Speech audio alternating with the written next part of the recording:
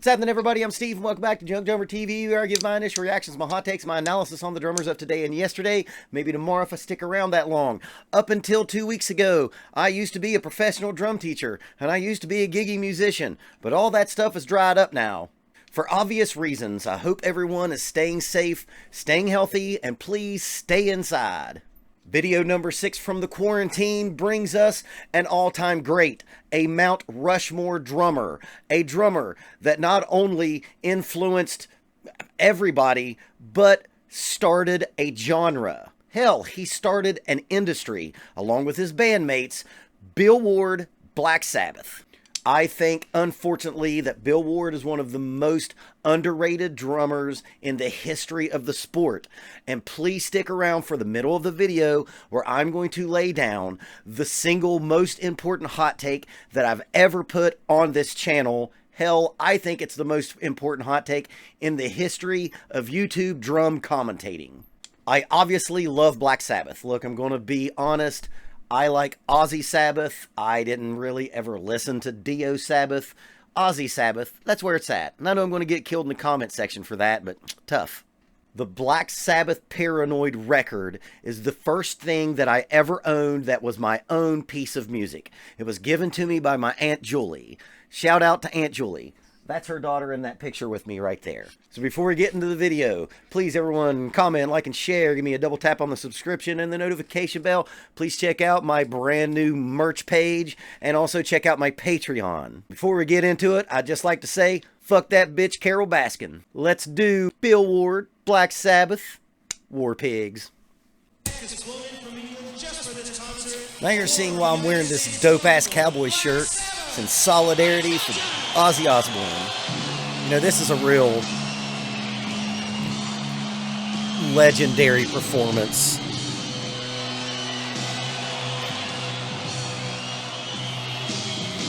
Man, when I was like 10 years old and I heard this, and up until that point, I'd only heard Fleetwood Mac from my mom and country and southern rock from my dad. I knew I needed to be in the dark side.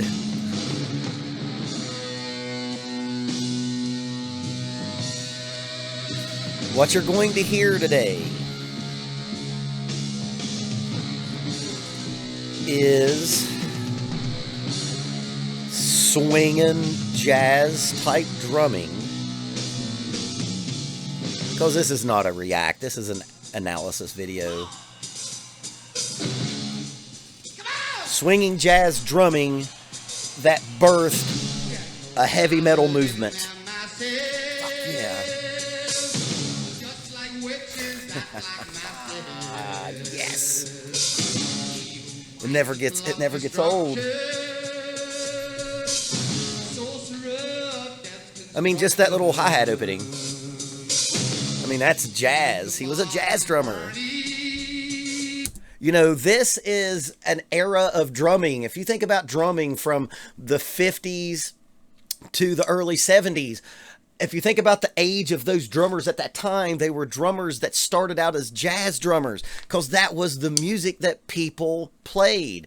And then rock and roll happened, Elvis happened, the Beatles happened, and all of those drummers took this swinging feel that they had from being jazz musicians and took it to rock and roll. You know, I've talked about it before. John Densmore, Ginger Baker, Mitch Mitchell. These were jazz drummers. Bill Ward was a jazz/blues player. And then he took that, married it with the Prince of Darkness, and made a whole new sound, a whole new style of music. Oh man, Ozzy was so fucking cool. And is. How is he still alive? If you're a he's going to improvise these drum fills. That's pretty much the same one. Okay, maybe he's playing them pretty close. I mean, that right there, the cha-cha, cha-cha-cha, cha-cha-cha, that right there is a trope in rock drumming, and this motherfucker was the first one to do it. Cha-cha, cha-cha. We've all played licks like that. There's 6 tuplets, man. That's just jazz drumming and a man who was creating a whole genre of music. Obviously, this is not a drum cam. We didn't have drum cams in 1974. This song never gets old. Those first 4 Black Sabbath records, man, if you haven't listened to them, what are you doing with your life? Tony Iommi looks young as shit.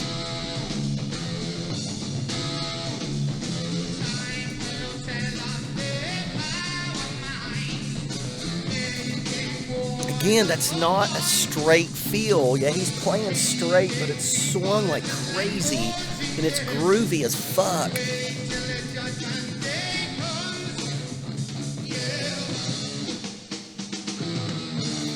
These drum fills are some of the best drum fill that's ever been recorded. There it is again.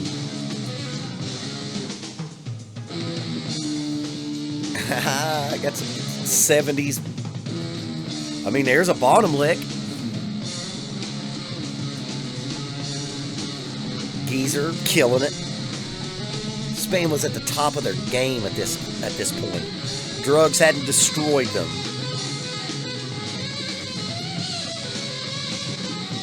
I mean, right here, Bill Ward is just straight going for it, like an improvising jazz player. They're just playing off. They're playing like a jam band, well, like a blues band right here. Here is the hot take. This is the most important hot take. And if you've been a friend of mine, and if you've been around me over the last 25 to 30 years, and we've had too many adult pops, you've probably heard this rant. Bill Ward is the most underrated drummer in the history of music, and here's why. Fidelity of drums. Unlike John Bonham, who had Andy Johns, who is an all-time great producer-engineer, making his drums sound like the best drums that have ever been recorded in rock and roll music up to that point. The reason why Bill Ward is not seen as important as John Bonham, and I cannot stress this enough, Bill Ward, I'm not saying he's better, I'm not saying he's worse, I'm saying he's as important as John Bonham, and the reason is he did not have great fidelity on those first 3 or 4 records. Man, the very first record took 3 days. Dude, I've been in sessions where it took 2 days to get drum sounds.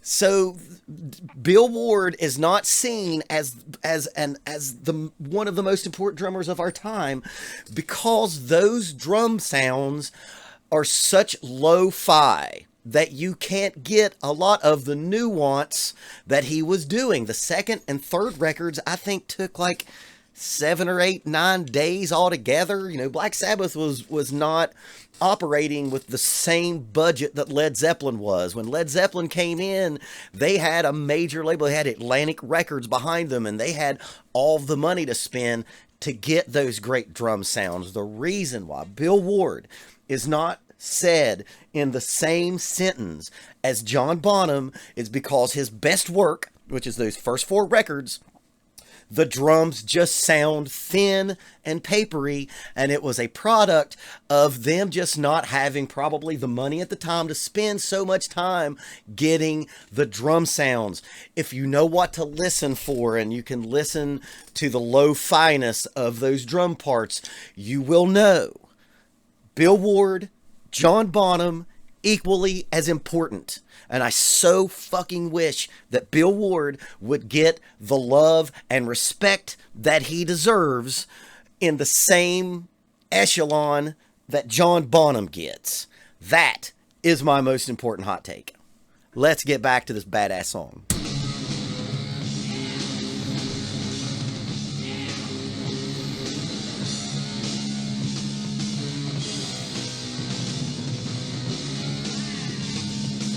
Man, if you have played metal and you haven't ripped Bill Ward off you probably haven't played metal.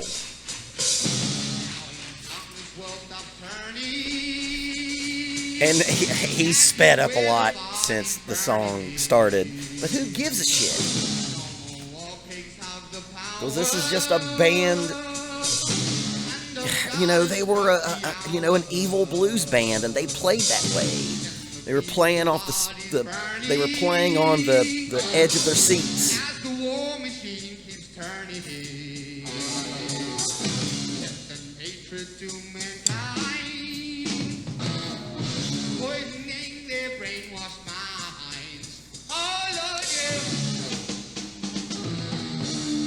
Played a little paradiddle there. Yeah, man. There's so many bands that you can talk about whose career would not be anything. There's a big Bonham triplet bass drum hand licks. There's so many bands that owe everything to Bill Ward and Black Sabbath. One of my favorite bands right now is this band called We Hunt Buffalo, and they definitely love. And Lucifer, they love Black Sabbath.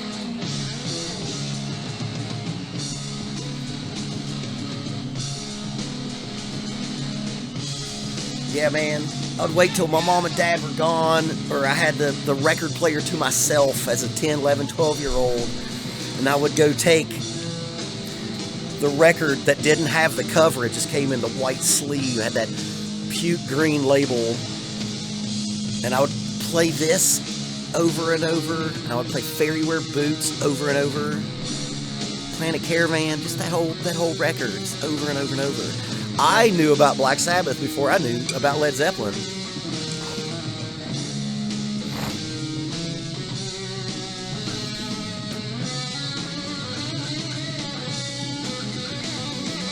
Slow down a little bit. Dude, that was an Allman Brothers trick right there. Playing that little, like, over the bar line move there. That's blues music.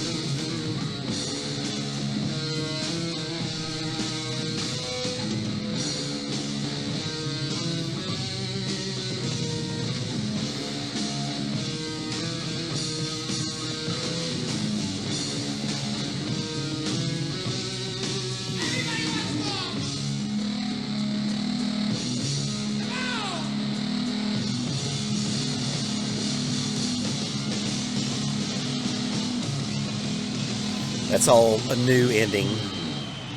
You know, you find those new endings when you, play live a bunch. Bill Ward.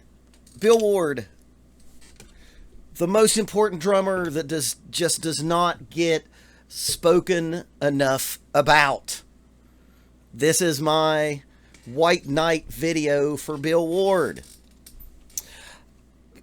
You know, they did that live DVD where they got back together, as old men. And it was really, well recorded, modern recording. And I just feel like Bill Ward took that chance to be like, motherfuckers, do you all not realize how great I am? I can't remember what that DVD's called, but he puts on a clinic on that DVD. And I swear, man, maybe I was projecting, but I was just like, you know what? Bill Ward is coming for his stuff in this video. Because I know that his drums got better sounding as they went along after, Ozzy left, however long Bill Ward was around after that. But those, the seminal records, the first four, the drumming is out of this world wonderful, but the fidelity is just not there. If Andy Johns had recorded Bill Ward would be on Mount Rushmore right beside John Bonham. Fucking remember that. And if you don't like that, don't watch any of my videos ever again. And that's all I can say today. Keep practicing until it's easy.